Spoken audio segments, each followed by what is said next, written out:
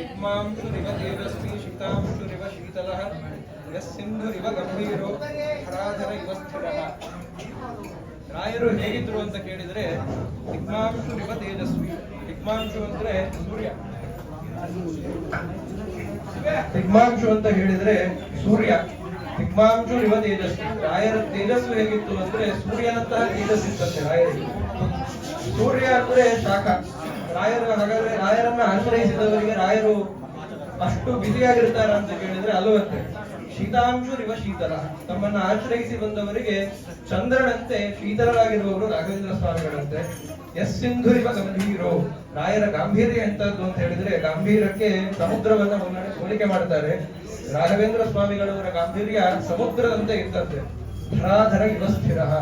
ರಾಘವೇಂದ್ರ ಸ್ವಾಮಿಗಳವರು ಧಾರ್ಮಿಕ ವಿಚಾರದಲ್ಲಿ, ಗುರುಭಕ್ತಿಯಲ್ಲಿ, ದೇವರ ಮೇಲೆ ಭಕ್ತಿಯಲ್ಲಿ, ಶಾಸ್ತ್ರ ನಿಷ್ಠೆ ಇವುಗಳಲ್ಲಿ ಒಮ್ಮೆ ನಿರ್ಧಾರ ಮಾಡಿದ್ರು ಅಂತ ಹೇಳಿದ್ರೆ ಮತ್ತೊಮ್ಮೆ ಹಿಂಗಾಲು ಇಡೋದಿಲ್ಲ. ಅಷ್ಟು ಧರಾಧರ ಇವ ಸ್ಥಿರ. ಅಷ್ಟು ಸ್ಥಿರವಾದ ಪ್ರವೃತ್ತಿ ರಾಘವೇಂದ್ರ ಸ್ವಾಮಿಗಳದ್ದು. ಪರ್ವತದಂತೆ ನಿರ್ಧಾರ ಅವರದ್ದಾಗಿತ್ತಂತೆ. ಹೀಗೆ ಮುಂದುವರೆದು ಮತ್ತೊಂದು ಶ್ಲೋಕದಲ್ಲಿ ಹೇಳ್ತಾರೆ ರಾಯರು ಹೇಗಿದ್ರು ಅಂದ್ರೆ ದೇವಾನಾಂ ಇವ ದೇವೇಂದ್ರ ಯೋದತ್ತ ಇವ ಯೋಗಿನ ಶುದ್ಧಾರ್ಥಿರ್ವ ಸಿಂಧೂರ ಗುರುನಾಂ ಇವ ಪೂರ್ಣತಿ. ರಾಯರು ಹೇಗಿದ್ರು ಅಂದ್ರೆ ದೇವಾನಾಂ ಇವ ದೇವೇಂದ್ರ. ದೇವತೆಗಳಿಗೆಲ್ಲ ಒಡೆಯರಾದವರು ಇಂದ್ರದೇವರು. ದೇವತೆಗಳಿಗೆಲ್ಲ ಇಂದ್ರದೇವರು ಹೇಗಿದ್ದಾರೋ ಹಾಗೆ ಯತಿಕುಲಕ್ಕೆ ರಾಘವೇಂದ್ರ ಸ್ವಾಮಿಗಳವರು ಇಂದ್ರರಂತೆ ರಾಜಿಸ್ತಾ ಇದ್ದಾರೆ. ಯೋದತ್ತ ಇವ ಯೋಗನ. ರಾಯರ ಯೋಗ ಕೌಶಲ ಎಂತದ್ದು. ಯೋಗ ಸಂಪನ್ನರು ರಾಯರು ಅಂದ್ರೆ ನಿಧಿಧ್ಯಾಸನದಲ್ಲಿ ಪ್ರವೃತ್ತಿ ಉಳ್ಳಂತಹ ದತ್ತಾತ್ರೇಯನಂತೆ ರಾಯರ ಯೋಗ ಕೌಶಲ ಇತ್ತಂತೆ. ದುಗ್ಧಾಬ್ಧರಿವ ಸಿಂಧೂನ ಗುರುಣಾಂ ಇವ ಪೂರ್ಣತಿ. ಸಮುದ್ರಗಳಲ್ಲೆಲ್ಲ ಕ್ಷೀರಸಾಗರ ಹೇಗೆ ಶ್ರೇಷ್ಠವೋ ಹಾಗೆ ಯತಿ ಪರಂಪರೆಗೆ ರಾಘವೇಂದ್ರ ಸ್ವಾಮಿಗಳು ಶ್ರೇಷ್ಠರಾದವರಂತೆ. ಗುರುಣಾಂ ಇವ ಪೂರ್ಣತಿ. ರಾಯರಲ್ಲಿ ಗುರುತ್ವ ಹೇಗಿತ್ತು ಅಂತ ಹೇಳಿದ್ರೆ ಸಾಕ್ಷಾತ್ ಪೂರ್ಣಪ್ರಜ್ಞಾಚಾರ್ಯರೇ ಮತ್ತೊಮ್ಮೆ ಅವತಾರ ಮಾಡಿದ್ದಾರೆ ಅನ್ನೋ ಹಾಗೆ ರಾಯರ ಗುರುತ್ವ ಇತ್ತಂತೆ. ಇದನ್ನ ಕವಿಗಳು ಅತ್ಯದ್ಭುತವಾಗಿ ವರ್ಣನೆ ಮಾಡ್ತಾರೆ. ಮತ್ತೊಂದು ಪ್ರಸಂಗದಲ್ಲಿ ಹೇಳುವಾಗ ರಾಘವೇಂದ್ರ ಸ್ವಾಮಿಗಳು ಸುಧೀಂದ್ರ ತೀರ್ಥರಿಂದ ಸನ್ಯಾಸ ಸ್ವೀಕಾರ ಮಾಡಿ ಆ ವೇದಾಂತ ಸಾಮ್ರಾಜ್ಯವನ್ನ ಆಳ್ತಾ ಇರುವಾಗ ವೇದವ್ಯಾಸ ದೇವರ ಪದತಲದಲ್ಲಿ ಕುಳಿತಂತಹ ಮಧ್ವಾಚಾರ್ಯರು ನಿಶ್ಚಿಂತೆಯಿಂದ ಇದ್ರು. ವ್ಯಾಸನಿಕಟೆ ನಿಶ್ಚಿಂತ ಇವ ಬರ್ತದೆ ಅಂತ ಹೇಳ್ತಾರೆ. ಯಾಕೆ ಅಂದ್ರೆ ನಾನೇನು ಸಿದ್ಧಾಂತವನ್ನ ಸ್ಥಾಪನೆ ಮಾಡಿ ಹೋಗಿದ್ದೇನೆ ಅದರ ಪ್ರತಿಷ್ಠಾಪನೆಯನ್ನ ರಾಘವೇಂದ್ರ ತೀರ್ಥರು ನಿಶ್ಚಿಂತೆಯಿಂದ ಮಾಡಬರಿದ್ದಾರೆ ಅಂತ ಹೇಳಿ ಅದ್ಭುತವಾಗಿ ಈಗ ನಾವು ವೇದವ್ಯಾಸ ದೇವರ ಸೇವೆಯನ್ನ ಆರಾಮಾಗಿ ಮಾಡಬಹುದು ಅಂತ ಹೇಳಿ ನಿಶ್ಚಿಂತದಿಂದ ಇದ್ರಂತೆ. ಮತ್ತೊಂದು ಶ್ಲೋಕ ಹೇಳಿ ಸಮಾಪ್ತ ಮಾಡ್ತೇನೆ. ರಾಯರ ಮನಸ್ಸು ಹೇಗಿತ್ತು ಅಂತ ಹೇಳಿದ್ರೆ ಚಿತ್ತೇ ಚೈನ್ ಮೃದುತ ಶಿರೀಷ ಸದೃಶೇ ಹಯ್ಯಂಗ ವೀನಂ ಶಿಲಾ. ರಾಯರ ಮನಸ್ಸು ಅಂದ್ರೆ ಒಂದು ಪುಷ್ಪ ಇದ್ದಂತ. ಅದು ಎಷ್ಟು ಮೃದು ಇತ್ತು ಅಂತ ಹೇಳಿದ್ರೆ ಆಗ ತಾನೇ ಮಾಡಿದ ತುಪ್ಪ ಇರ್ತದಲ್ಲ, ಆ ತುಪ್ಪ ರಾಯರ ಮನಸ್ಸಿಗೆ ಹೋಲಿಸಿದೆ ಶಿಲಾ ಸದೃಶವಾಗಿತ್ತು. ತುಪ್ಪವೇ ಕಲ್ಲಿನಂತೆ ತೋರ್ತಾ ಇರ್ತದೆ ರಾಯರ ಮನಸ್ಸಿಗೆ. ಅಂದ್ರೆ ಎಷ್ಟು ಮೃದು ಇರಬೇಡ ರಾಯರ ಮನಸ್ಸು. ಭಕ್ತರ ಮೇಲೆ ಅಷ್ಟು ಕರುಣಾಳುಗಳು ರಾಯರು. ಗಾಂಭೀರ್ಯಂ ಯದಿಗಸ್ಯ ಸೋಂ ದುರರುಧಿತಿ ಶಾಸ್ತ್ರೇಷು ಚೇತ್ ಪಾಂಡಿತಿ. ರಾಯರ ಗಾಂಭೀರ್ಯ ಈಗ ತಾನೇ ಸಮುದ್ರಕ್ಕೆ ಹೋಲಿಸಿದ್ರು. ಆ ರಾಯರ ಗಾಂಭೀರ್ಯ ಹೇಗಿತ್ತು ಅಂದ್ರೆ ಗಾಂಭೀರ್ಯಕ್ಕೆ ಹೆಸರಾದ ಸಮುದ್ರ ಒಂದು ಪುಟ್ಟ ಬಾವಿ ಅಂತ ಕಾಣ್ತಾ ಇತ್ತು. ಅಷ್ಟು ಗಾಂಭೀರ್ಯ ನಮ್ಮ ರಾಘವೇಂದ್ರ ಸ್ವಾಮಿಗಳದ್ದು. ಶಾಸ್ತ್ರೇಷು ಚೇತ್ ಪಾಂಡಿತಿ ಆಚಾರ್ಯ ವಿರುದೇಶಿತು ಕಲಗದೆ ವಿದ್ಯಾರ್ಥಿ ಮಾದರಾತ್.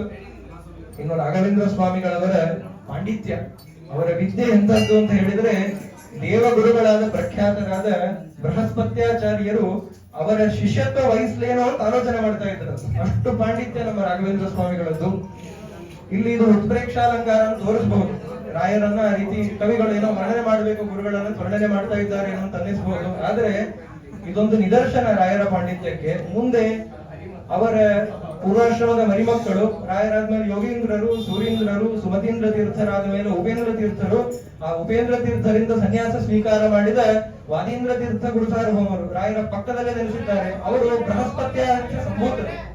ಆ ಬೃಹಸ್ಪತ್ಯಾಂಶ ಸಂಭೂತರಾಗಿ ರಾಘವೇಂದ್ರ ಗುರುಗಳನ್ನ ಗುರುಗುಣ ಸ್ತವನ ಎಂಬುದರ ಮೂಲಕ ಸ್ತೋತ್ರ ಮಾಡಿದರೆ ರಾಘವೇಂದ್ರ ಸ್ವಾಮಿಗಳ ವೃಂದಾವನ ಅಳುಗಾಡಿ ಅವರಿಗೆ ಸಮ್ಮತಿಯನ್ನ ಸೂಚನೆ ಮಾಡಿತ್ತಂತೆ. ಇಲ್ಲಿ ಉತ್ಪ್ರೇಕ್ಷಣೆ ತೋರಿಸಬಹುದು. ವಾದೀಂದ್ರರು ಹುಟ್ಟೋಕ್ಕಿಂತ ಮುಂಚೆನೆ ನಾರಾಯಣಾಚಾರ್ಯರು ಇದನ್ನು ತಿಳಿಸಿಕೊಟ್ಟಿದ್ದಾರೆ. ಬೃಹಸ್ಪತ್ಯಾಚಾರ್ಯರು ಕೂಡ ರಾಯರಲ್ಲಿ ಬಂದು ಅವರ ಅಂಶ ಸಂಭೂತರಾದ ವಾದೀಂದ್ರರು ರಾಯರ ಶಿಷ್ಯರಾಗಿದ್ದಾರೆ. ಇದು ನಮಗೆ ನಿದರ್ಶನ.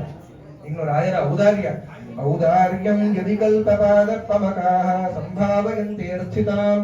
ರಾಯರನ್ನ ನಾವು ಕಲಿಯುಗದ ಕಾಮಧೇನು ಕಲ್ಪವೃಕ್ಷ ಅಂತ ಕರಿತೀವಿ. ಯಾಕೆ ಅಂದ್ರೆ ರಾಯರು ಸಕಲೇಷ್ಟ ಪ್ರದಾತರಾಗಿದ್ದಾರೆ ಅಂತ, ಸರ್ವಾಭಿಷ್ಟ ಪ್ರದಾತೃಗಳಾಗಿದ್ದಾರೆ ರಾಘವೇಂದ್ರ ಸ್ವಾಮಿಗಳು ಅಂತ. ಅದಕ್ಕಾಗಿ ಅವರನ್ನ ಈ ದೇವಲೋಕದಲ್ಲಿ 3 ವಿಧವಾದ ವಸ್ತುಗಳು, ಒಂದು ಚಿಂತಾಮಣಿ ಅಂದ್ರೆ ಏನ್ ಚಿಂತನೆ ಮಾಡುತ್ತೇವೆ ಅದನ್ನು ಕೊಡುವಂಥದ್ದು, ಇನ್ನೊಂದು ಕಲ್ಪವೃಕ್ಷ ಏನು ಕಲ್ಪನೆ ಮಾಡುತ್ತೇವೆಯೋ ಅದನ್ನು ಕೊಡುವಂಥದ್ದು, ಮತ್ತೊಂದು ಕಾಮಧೇನು ಏನ್ ಕಾಮಿಸ್ತೇವೆಯೋ ಅಂದ್ರೆ ಏನ್ ಇಚ್ಛೆ ಪಡ್ತೇವೆಯೋ ಅದನ್ನು ಕೊಡುವಂತಹದ್ದು ಕಾಮಧೇನು ಅಂತ. ಹೀಗೆ ರಾಯರನ್ನ ಕಲ್ಪವೃಕ್ಷ, ಕಾಮಧೇನು, ಚಿಂತಾಮಣಿ ಅಂತ ಕರೆಯೋದುಂಟು. ಆದ್ರೆ ನಾರಾಯಣಾಚಾರ್ಯ ಅಂತಾರೆ ರಾಯರ ಔದಾರ್ಯ ಎಂತಹದ್ದು ಅಂತ ಹೇಳಿದ್ರೆ, ಈ ದೇವಲೋಕದಲ್ಲಿ ಇರತಕ್ಕಂತಹ ಚಿಂತಾಮಣಿ, ಕಲ್ಪವೃಕ್ಷ, ಕಾಮಧೇನುಗಳು ರಾಯರ ಮುಂದೆ ನಿಂದು ನಾವೇನ್ ಬೇಡೋಣ ಅಂತ ಆಲೋಚನೆ ಮಾಡ್ತಾವ. ಅಂತಹ ಔದಾರ್ಯ ರಾಘವೇಂದ್ರ ಸ್ವಾಮಿಗಳದ್ದು. ಆ ರೀತಿ ಔದಾರ್ಯಗಳನ್ನು ಹೊಂದಿರತಕ್ಕಂತಹ ರಾಘವೇಂದ್ರ ಸ್ವಾಮಿಗಳವರ ಸಂಕೀರ್ತನೆ ಮಾಡುವುದು ತವ ಸಂಕೀರ್ತನಂ ವೇದ ಶಾಸ್ತ್ರಾರ್ಥ ಜ್ಞಾನ ಸಿದ್ಧಯೇ ಅಂತ ಹೇಳಿದಂತೆ ನಾವು ಅವಶ್ಯವಾಗಿ ಮಾಡಬೇಕು. ಮಧ್ಯಾರಾಧನದಲ್ಲೊಂದು ಅವರ ಗುಣಗಾನವನ್ನು ಮಾಡಲಿಕ್ಕೆ ಅವಕಾಶ ಕೊಟ್ಟಿರ್ತಕ್ಕಂತಹ ಪರ್ಯಾಯಸ್ಥರಿಗೆ ನಮಸ್ಕಾರಗಳನ್ನು ತಿಳಿಸ್ತಾ